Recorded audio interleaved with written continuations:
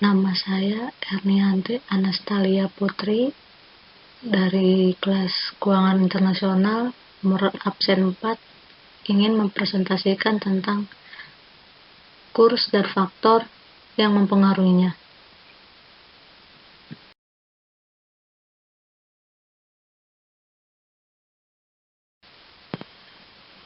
Pengertian nilai tukar. Nilai tukar adalah sebuah perjanjian yang dikenal sebagai nilai tukar mata uang terhadap pembayaran saat ini atau di kemudian hari antara dua mata uang masing-masing negara atau wilayah. Macam-macam kurs. Yang pertama, kurs beli. Kurs beli adalah kurs yang digunakan apabila bank membeli valuta asing atau apabila kita akan menukarkan valuta asing yang kita miliki dengan rupiah. Yang kedua, kurs jual. Kurs jual adalah kurs yang digunakan apabila bank menjual valuta asing atau apabila kita akan menukarkan rupiah dengan valuta asing yang kita butuhkan. Yang ketiga, kurs tengah. Kurs tengah adalah kurs antara kurs jual dan kurs beli. Penjumlahan kurs beli dan kurs jual yang dibagi dua.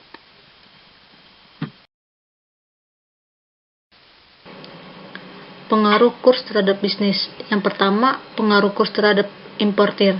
Terkadang melakukan bisnis, pembisnis membutuhkan produk-produk impor dari luar negeri sebagai bahan baku. Di sini, kurs atau nilai tukar akan menentukan keuntungan yang dapat. Kedua, pengaruh kurs terhadap eksportif. Bagi pembisnis yang melakukan kegiatan ekspor barang, umumnya perubahan nilai tukar lebih sering menguntungkan. Yang ketiga, pengaruh kurs terhadap utang piutang. Kurs tidak hanya berperan dalam kegiatan perdagangan internasional berupa ekspor dan impor. Jenis-jenis transaksi kurs dalam pasar valuta asing. Yang pertama, transaksi spot. Transaksi spot adalah transaksi jual beli mata uang asing yang berlangsung melaksanakan pertukaran tersebut. Yang kedua, transaksi berjangka. Transaksi berjangka adalah transaksi sejumlah mata uang lainnya dengan penyerahan di waktu yang akan datang. Ketiga, transaksi swap adalah transaksi pembeli dan penjualan secara bersamaan. Sejumlah tertentu mata uang dengan dua tanggal penyerahan mata yang berbeda.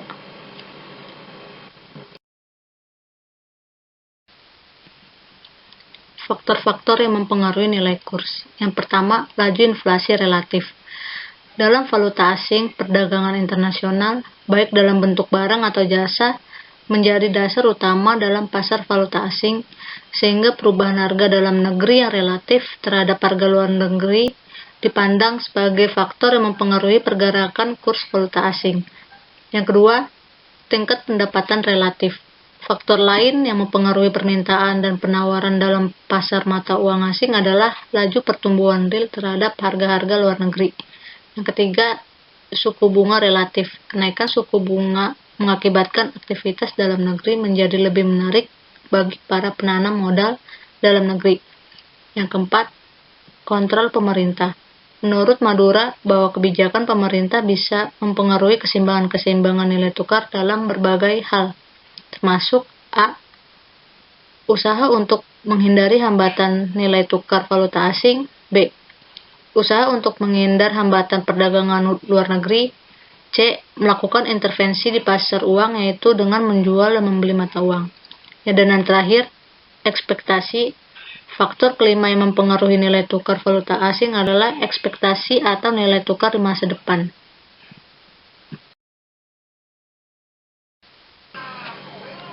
Bentuk sistem nilai tukar. Yang pertama, kurs tetap. Merupakan suatu sistem nilai tukar di mana nilai tukar suatu mata uang yang dipertahankan pada tingkat tertentu terhadap mata uang asing. Yang kedua, kurs mengambang terkendali. Setelah runtuhnya kurs tetap, maka timbul konsep baru, yaitu kurs mengambang terkendali. Dalam konsep ini, nilai tukar valuta dibiarkan bergerak bebas. Penentuan nilai tukar. Yang pertama, faktor fundamental. Faktor fundamental berkaitan dengan indikator ekonomi seperti inflasi, suku bunga, perbedaan relatif pendapatan antar negara, ekspektasi pasar, dan intervensi bank sentral. Yang kedua, faktor teknis. Faktor teknis berkaitan dengan kondisi permintaan dan penawaran devisa pada saat tertentu. Yang ketiga, sentimen pasar. Sentimen pasar lebih banyak disebabkan oleh rumor atau tidak berita politik yang bersifat insidentil. yang dapat mendorong harga valuta asing naik atau turun secara tajam jangka pendek. Para pelaku pasar valuta asing, yang pertama, dealer. Dealer pada umumnya disebut juga sebagai market maker yang berfungsi sebagai pihak yang membuat pasar bergairah di pasar uang. Dealer pada umumnya mengkhususkan pada mata uang tertentu dan menetapkan tingkat persediaan tertentu pada mata uang tersebut. Yang kedua, perusahaan atau perorangan. Perusahaan atau perorangan dapat pula melakukan transaksi perdagangan valuta asing. Pasar valuta asing dimanfaatkan untuk memperlancarkan transaksi bisnis. Yang ketiga, spekulan. Spekulan bertindak atas kehendak mereka sendiri dan mereka tidak memiliki kewajiban untuk melayani konsumen serta menjamin kelangsungan pasar. Berbeda dari dealer. Yang keempat, bank sentral. Fungsi bank sentral dalam pasar valuta asing umumnya adalah sebagai stabilisator nilai tukar mata uang lokal. Yang terakhir, pialang.